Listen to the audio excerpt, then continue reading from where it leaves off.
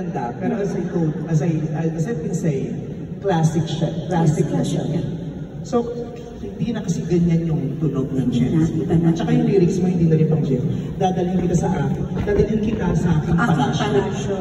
Hindi na ganyan ang mga pinupuntahan ng mga Gen Z, mga palasyo. Diba, ang utak nila pang out of this world. Talaga? Dadalhin kita sa aking palasyo. Dapat, kung gustong Gen Z, kumulang ka sa rapper. Paano ba? Dadalhin kita to the moon, road trip, hindi palasyo. Dadalhin kita to the moon, road trip, scars, scarfood, brum, To the moon, road trip. Tumitipaklong ka ng konti. Tumitipaklong ka ng konti. Tumitipak lang ba? Pinuli ko na pinuli, di ba? Wala kang pinalik na maganda. Ang sama na kumugal. Pag wala na nagsimula kami, wala kayo ibang sinabi dito, hindi papuri. Hindi!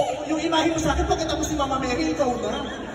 Tapos ikaw, wala kang papuri sa akin. Ang ganda-ganda mo. Mahal ko lang talaga, kaya hindi kita magantihan eh. Kaya gumaganti ko sa asawa sa showtime. Kaya lahat ng pambababoy, ginagawa ko din sa asawa. Hindi ko nakuha sa akin, gago din sa asawa. Ginagalang mo kasi. Oo, mahal kita mo lang patron saint kita. Kaya ka dyan sa'yo tatay ko eh. Pero niya kaya ako nagbakla dahil sa... Sabi pala kami ni Father. Bakla ka? Ba't ka bakla? Sabi ko sa akin, idol ko si Regine. Gago ka magpakalalaki nga ako, huwag mo i-idol yun. Yan ang gagawin ko. Batihan mo!